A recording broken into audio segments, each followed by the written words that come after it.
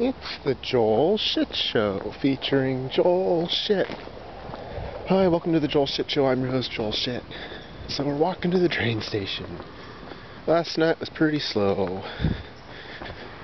I worked at the Stanford Faculty Club, and it was Chinese chicken salad night, and I'd never been to Chinese chicken salad night at the Stanford Faculty Club before.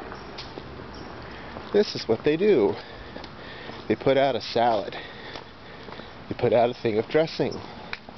The dressing you get with Chinese chicken salad. They put out 2 bowls of chicken. They put out those crunchy things that are in Chinese chicken salad. No peanuts, though.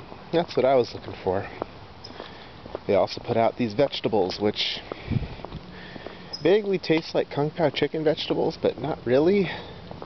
And then a giant thing of egg rolls, which tasted like they were baked, not fried. So Sandy Duncan would have been proud. So I had some of everything. They also had the standard cut up vegetables and cheese that they always have. But now the only day I haven't been is a Friday, which is buffalo wings, which I don't care about, and Caesar salad, which it'll do in a pinch.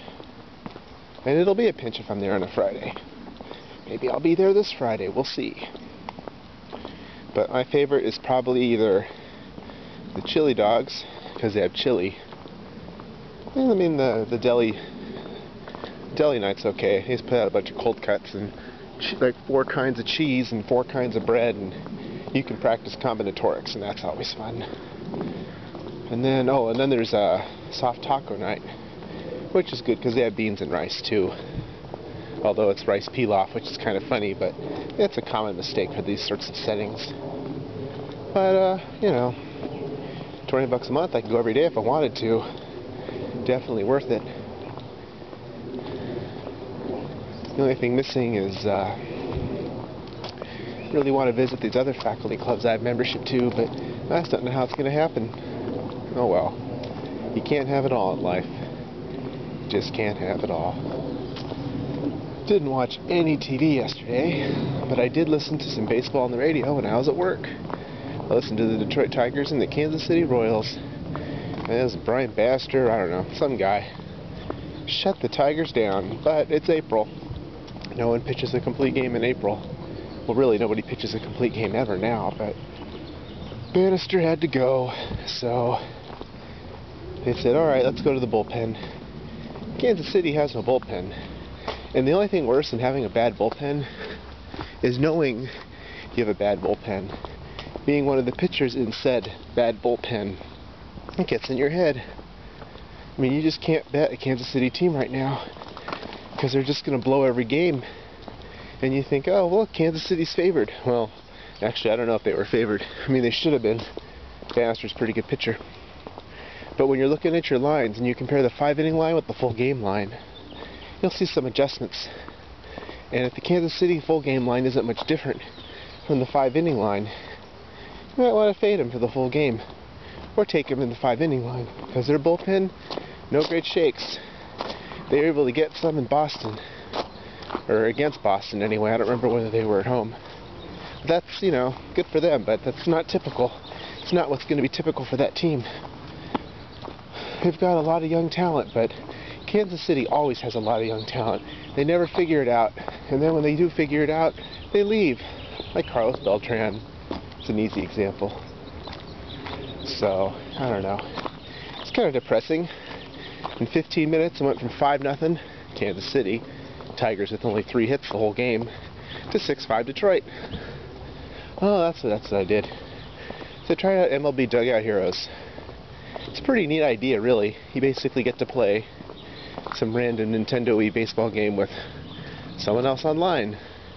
Kind of like how if you know the right people, you can play Tecmo Bowl online. Well, it's an all-new game with new starting lineups, and there's a kind of a rudimentary power-up system, and like a lot of online games, it's free, but if you want to have certain attributes, you have to pay for it. It's a pretty good business model. If I found a game like that, I would play it. I mean, I guess I kind of do with Sim Dynasty, but like a game where you can play the same game, only pay more for things. That's actually a pretty good suggestion I'll have to make to them, because it's the wave of the future, not running a free version in parallel, but running the same version but allowing for people to pay for power-ups. It's not a bad idea, actually. That's a really good idea. I'm so full of myself. I need an enema just to stay empty. Speaking of which, sale pending. Let's check out this house over here. You know, I'm running late for the train. I really shouldn't do this. No, I really shouldn't do anything. Let's see what Edna Eng has done today. Well, Edna,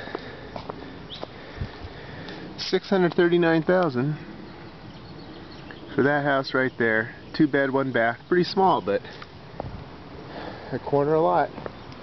$639, huh? Wow. That's what you get in this neighborhood. These houses, and that's probably the cheapest house on the block just because it's so small. $639,000. There you go. See, MLB Dugout Heroes, I just can't figure out how to hit in that game. And pitching, it doesn't seem like anyone does that very well. So I'm not too worried about that. But when bases loaded, the ball takes so long to get to the plate, you can get your swing ready to go. And the view is the ball's going away from you. In this one, it's like a lot of modern baseball games. The ball's going toward you. But the depth perception thing just ain't working for me, and I can never figure out where to swing the bat. So what ends up happening? I swing over the pitch, I swing under the pitch, and the timing isn't any better. I was facing Todd Coffey, and I only got 2 hits in 3 innings. That's when you know you can't figure a game out, when you only get 2 hits off of Todd Coffey. Todd Coffey's just not very good. Oh well. I played the free version. But what the free version is supposed to do is give you reason to pay more. Like, for example, if I could just make contact with the ball when I swing, I would pay for that. But no, there's nothing for that. I can pay more so I can hit the ball farther. I can pay more to get better hitters. I can pay more so my players don't get tired. But there's nothing I can pay to make it easier to hit the ball. That's just a fundamental basic part of the game that I just suck at. And because of that, I'm probably not going to play it again. I lost 2 games by a combined score of 12-0. I got 3 hits and a walk. And I really thought I'd have a good chance, because one of the things that I'm good at is patience. I can work walks out of people, and if people see me striking out, they're going to start throwing me goofy pitches, and I'll start taking them and I'll get walks. That's how I got the 1 walk I did. But it's just not enough. It's just not enough. Figure 6 innings, 3 hits and a walk, no double plays. I had 22 at-bats, 22 plate appearances, and I had 3 hits, all singles, 3 singles, a walk, and probably 7 strikeouts. It's not very good. Not very good at all. And this is using the contact swing. The power swing, you have to be even more accurate with where you're swinging. Maybe it's because I use the keyboard instead of the mouse. Maybe the mouse makes it easier.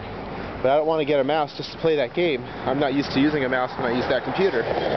Well, that's all the time we have for today. Visit us on the web at joelshitshow.com. Email joel@joelshitshow.com.